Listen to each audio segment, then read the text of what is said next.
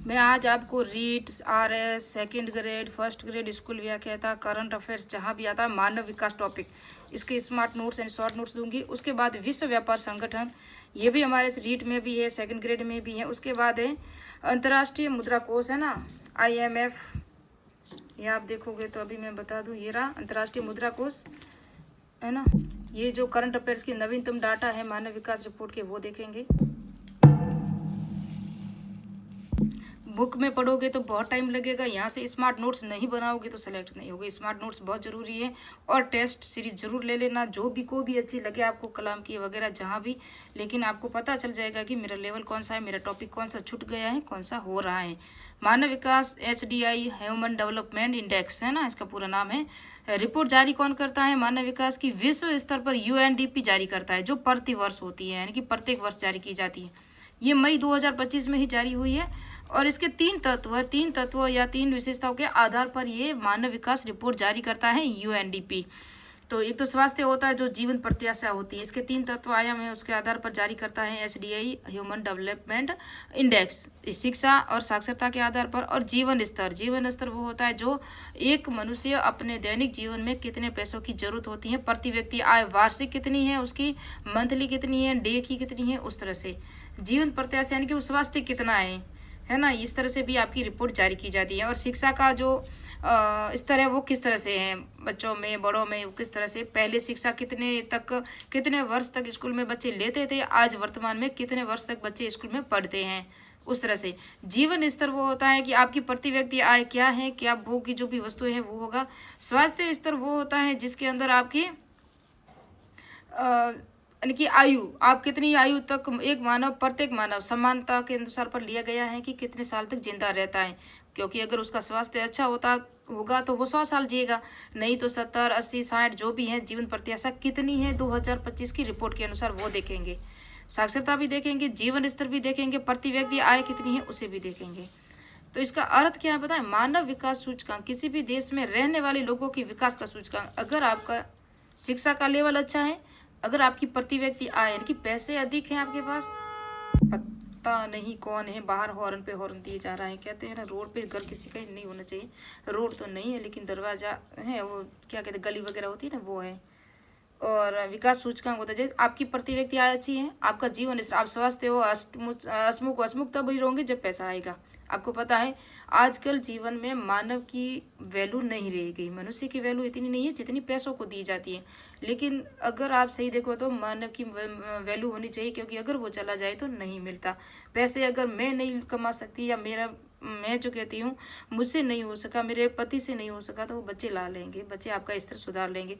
एक पीढ़ी, दो पीढ़ी, तीसरी पीढ़ी, एक न एक तो आपकी अमीर हो जाएगी, लेकिन जो चले गए हैं उसे नहीं ला सकते। लेकिन आज के टाइम में ये कोई नहीं समझता। मैंने देखा है जहाँ भी देखो पैसों की वैल्यू है। और आप भी जरूर पैसे कमाएं। और औरत के लिए तो पता नहीं क्या है, वो तो बेचारी अपने लिए लड़ती रहेगी जिंदगी, फिर भी उसे, मैं आपको नाराज मत होना, लेकिन रियलिटी यही है हर एक वुमेन की, ना कि जेंट्स की भी होती है, लेकिन वुमेन को कभी छुट्टी नहीं मिलती, एक दिन भी, एक टाइम भी छुट्टी नहीं उसके लिए। बाकी जेंट्स के लिए छुट्टियां होती हैं, बस इम्पोर्टेंट इतना ही है।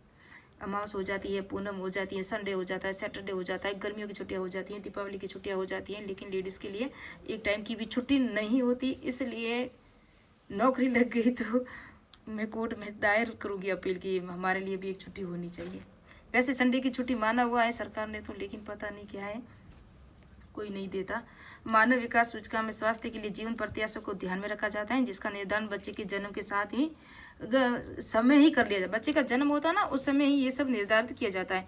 शिक्षा व साक्षरता दो सूचकांक। प्रारंभिक स्तर की जो शिक्षा है वो 1 से 8 तक है, माध्यमिक स्तर की शिक्षा वो 8 से 12 तक, इसको ये सूचकांक दिए गए हैं अभी तक। तो मैं जब बातें करने लग जाती हूँ ना, वीडियो बड़ा हो जाता है, फिर क्या है ना, क्लियरिटी अच्छी नहीं रहती, इसलिए मैं जल्दी जल्दी नोट्स देने की कोशिश करती हूँ। जीवन स्तर, इसमें प्रति व्यक्ति आय द्वारा निर्धारित होती है, जो डॉलर के रूप में विश्व बैंक, वर्ल्ड बैंक को याद रखना, अभी वर्ल्ड बैंक भी पढ़ाऊंगी मैं, विश्व बैंक है ना, IMF मुद्रा वो पढ़ाऊंगी, और क्वाड क्या सा संगठन है वो बताऊंगी, गेट कौन सा समय वो भी दिखाऊंगी, और विश्व व्यापार संगठन है ना, उसे भी दिखाऊंगी, इन सबको पढ़ाऊंगी। नोट्स बना दिए सबके। मानव विकास सूचकांक की गणना 2010 तक तो समांतर माध्य के आधार पर की जाती थी, और 2010 के बाद गुणोत्तर माध्यम के आधार पर की जाती है।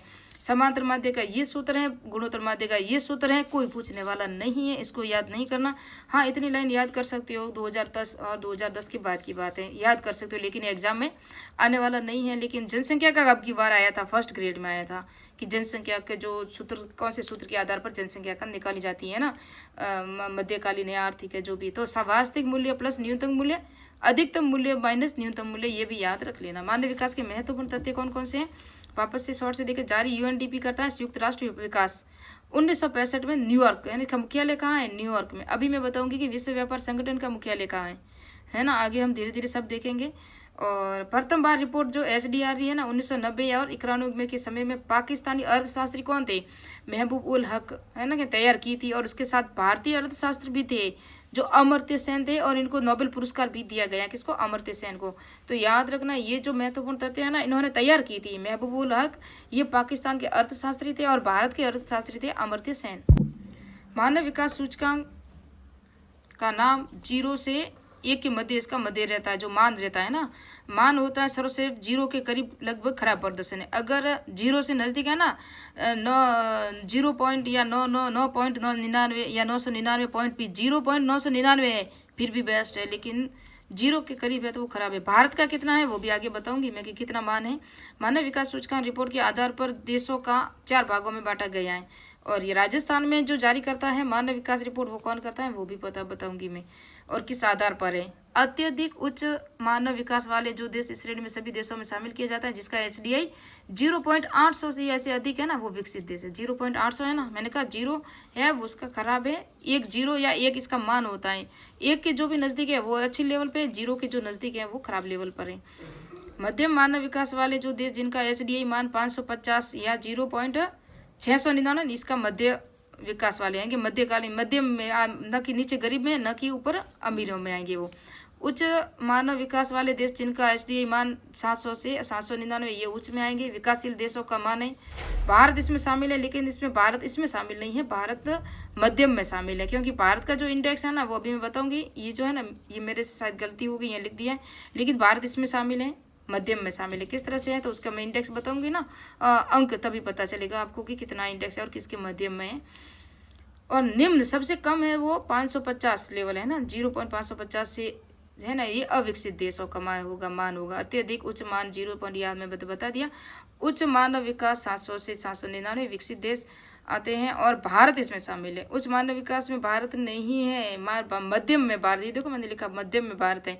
मध्यम विकास 0.550 से 699, यानी कि भारत का जो है ना ये 585 है, तो 685 किस में आ रहा है, ये देखो, तो ये मध्यम श्रेणी में आ रहा है। तो ये भारत है ना मध्यम में शामिल है, न कि उच्च में शामिल है। हाँ, होने के नज़दीक है, क्योंकि ये 700 के नज़दीक है ना, अभी 15 पॉइंट तो आगे है पीछे। जब ये 700 तक आ जाएगा तो उच्च मानव विकास में आ जाएगा। निम्न मानव विकास ये मैंने बता दिया अभी। तो भारत का जो HDI इंडेक्स कितना है, वो है 685। याद रखना, 0.685, जो उच्च श्रेणी में आने के बहुत नज़दीक है, और निम्न श्रेणी में, मध्यम श्रेणी में तो वर्तमान में है ही। अब देखेंगे भारत में जो HDI जारी करता है वो कौन करता है, ह्यूमन डेवलप इंडेक्स जारी करने वाला, तो वो नीति आयोग द्वारा जारी की जाती है, और प्रति 10 वर्षों के बाद की जाती है, और राज्यों के आधार पर की जाती है। प्रथम बार जो ये हुई थी 2002 में जारी हुई थी भारत में है ना, और राजस्थान राज्य का 9वां स्थान था उस समय, 2002 में जारी हुई थी। उसके बाद अभी तक शायद जब जारी हुई वो मैं बता दूंगी कि राजस्थान का स्थान कहाँ पर था। ये 2002 थे, उसके अंदर 9वां स्थान था और राजस्थान का। इसके बाद 2011 में 25 राज्यों को शामिल किया गया था, और उसमें प्रथम स्थान पर दिल्ली था, और अंतिम स्थान पर छत्तीसगढ़ रहा, जबकि राजस्थान का 70वां स्थान था 2011 में। तो याद रखना 2011 में। अब जिलों की मानव विकास सूचकांक है वो जारी कौन करता है, आयोजना विभाग करता है, मुखिया होता है मुख्यमंत्री। याद रखना, प्रथम रिपोर्ट और अंतिम रिपोर्ट यही समझो, राजस्थान में 2007 तक ही रिपोर्ट जारी हुई थी, ह्यूमन डेवलप इंडेक्स जो जिलों के आधार पर थी, और आयोजना विभाग ने जारी की थी, लेकिन अब तक उसके बाद नहीं जारी की है। 2007 के बाद वो अंतिम मान लो या प्रथम मान लो। उच्च स्थान उस समय गंगानगर को दिया था, निम्न स्थान डूंगरपुर को दिया था। उच्च स्थान पर जो स्वास्थ्य के आधार दिया था ना, स्वास्थ्य, उसके आधार पर झुंझुनू था फर्स्ट पे, निम्न पे था डूंगरपुर। जीवन प्रत्याशा या जीवन स्तर है ना, उसके अंदर प्रथम स्थान किसका था, गंगानगर का, और निम्न स्थान था चूरू का। साक्षरता के आधार पर राजस्थान में प्रथम स्थान पर कौन था, उच्च स्थान कोटा का, निम्न स्थान बांसवाड़ा का था। तो 10 मिनट में थोड़ी सी रह गई। अब हम देखेंगे मानव विकास सूचकांक 2025 में जो जारी हुए थे, कुल 93 देश हैं। आगे हम देखेंगे विश्व व्यापार संगठन में कितने देश शामिल हैं और 2024 में कौन से देश शामिल हुए हैं, उसे भी हम देखेंगे। और भारत की रैंक जो 133 थी, है ना, 2024 में 133 से 3 अंकों की सुधार हुआ है, 130 पे आ चुका है। अब कितने हैं, 130 पर है। प्रथम रैंक आइसलैंड की है, एसडीए स्कोर आइसलैंड का 972 है, 0.972 अच्छे लेवल पर है। पाकिस्तान की रैंक 168 पर है, हमसे बहुत पीछे हैं। चीन की रैंक 75 है। बांग्लादेश 130वां स्थान। ये प्रश्न आ चुका है कि भारत के समान ही कौन सा देश है जिसकी रैंक एचडीआई में बराबर है, तो बांग्लादेश है, जिसकी रैंक 130वां स्थान भी है। बांग्लादेश का भी है और भारत का भी है, दोनों का समान है। बांग्लादेश के प्रधानमंत्री शेख हसीना अभी हमारे भारत में ही है। भारत की जीवन प्रत्याशा 72 वर्ष है ना। 1990 में जब प्रथम बार ये रिपोर्ट जारी हुई थी ना, भारतीय मानव विकास सूचकांक जारी हुआ था 1990 में, महबूबुल हक और अमर्त्य सेन मेनका इन दोनों ने तैयार की थी। उस समय में भारत की जो जीवन प्रत्याशा थी वो 58 वर्ष थी। कितनी थी? अब वर्तमान में 72, यानी कि सुधार हुआ है। कितने अंकों का सुधार हुआ ये आप देख सकते हो। स्कूलिंग वर्ष पहले के अब कितना है, 13 है, जबकि 1990 में 8 वर्ष था। प्रति व्यक्ति आय जब उस समय में थी वो कितनी थी, डॉलर के अनुसार 2021 थी, और 90, 46, 76 है। ये अभी वर्तमान में यही है ना, ये जो प्रति व्यक्ति आय उस समय में ये थी डॉलरों में ना, याद रखना। लेकिन 90, 46, 76 है अभी वर्तमान में। और राजस्थान की प्रति व्यक्ति आय जो 2025 में प्रचलित कीमतों पे 18.53 है, और इसकी जो वृद्धि दर हुई है वो 11.04 हुई है राजस्थान की प्रति व्यक्ति आय। और वृद्धि दर प्रचलित कीमतों पे, स्थिर कीमतों पे 96.38 है और 6.88 की वृद्धि हुई है राजस्थान में। तो प्रति व्यक्ति आय भी मैंने राजस्थान की बता दी है, भारत की भी बता दी है, प्रति व्यक्ति आय भी बता दी है, साक्षरता रिपोर्ट बता दी है, राजस्थान का जो स्थान था वो बता दिया, 2007 की रिपोर्ट थी उसके अनुसार बता दिया, भारत का स्थान भी बता दिया, भारत के समक्ष बांग्लादेश का स्थान है वो भी बता दिया, पाकिस्तान का भी बता दिया, कितने देशों की ये रिपोर्ट जारी होती है, कौन सी रैंक है, पहले 2024-23 में कौन सी रैंक थी, ये भी सब मैंने बता दिया है। अब हम पढ़ेंगे क्या, विश्व व्यापार संगठन, वर्ल्ड ट्रेड ऑर्गेनाइजेशन संगठन, WHO विश्व व्यापार संगठन की स्थापना 1 जनवरी 1995 को हुई थी। लेकिन किसके स्थान पर हुई थी ये देखेंगे पहले हम।